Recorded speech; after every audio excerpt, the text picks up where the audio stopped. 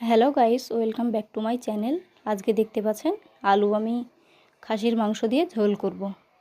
তো আলুগুলোকে সিদ্ধ করে কেটে নিয়েছি, দেখতে পাচ্ছেন এরকম সাইজে কেটে নেবেন। কেটে নেওয়ার পরে এটাকে আমি ফ্রাই করে নেব, যাতে কাঁচা কাঁচা গন্ধটা না থাকে। তো দেখতে থাকুন। তেলে দিয়ে দিয়েছি হলুদ দেওয়ার পরে আলুটাকে ফ্রাই করে নেব। আমি ভালো করে ফ্রাই করে নেব, হালকা লাল করে। তো দেখতে পাচ্ছেন ফ্রাই হয়ে গেছে মাংস। এটা আলুটা খাসির মাংস দিয়ে ঝোল করব, বেশি লাল করবেন না, পুড়ে যাবে। আদা রসুন পেঁয়াজ পিষে নিয়েছি, আর এখানে পেঁয়াজ আলাদা করে কেটে নিয়েছি, 3টে মরিচ কেটে দিয়েছি, দেখতে পাচ্ছেন।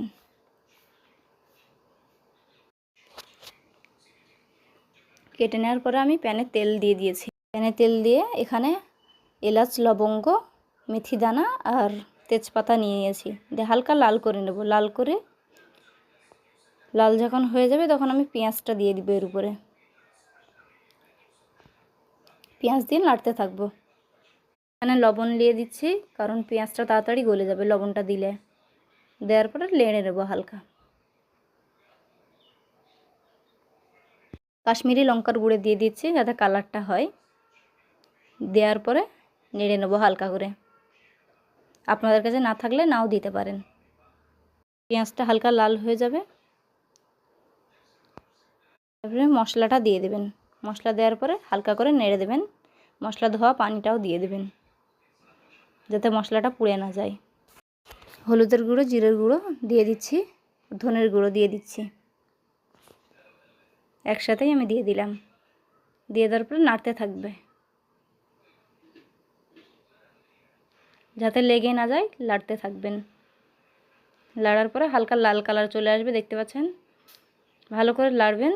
লাড়ার পরে আমি এটা আলুটা দিয়ে দেবো, ফ্রাই করা আলুটা যেটা রেখেছিলাম ওটা দিয়ে দেবো, দিয়ে নেড়ে নেব। আর কাল আমি খাসির মাংস রান্না করেছিলাম, ওর থেকে 2-3 পিস তুলে নিলাম ঝোল করার জন্য, কারণ রান্না মাংস দিয়ে ঝোল করলে স্বাদটা একটু বেশি হয়। আপনারা কাঁচা মাংস দিয়েও ঝোল করতে পারেন। আলুতে দিয়ে দিলাম, দিয়ে আমি পানি দিয়ে দেবো ওতে।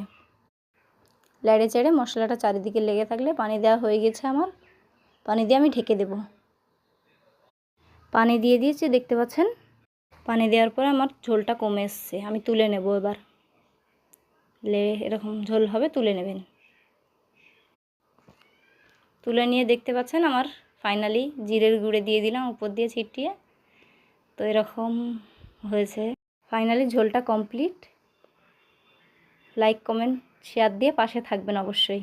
ধন্যবাদ।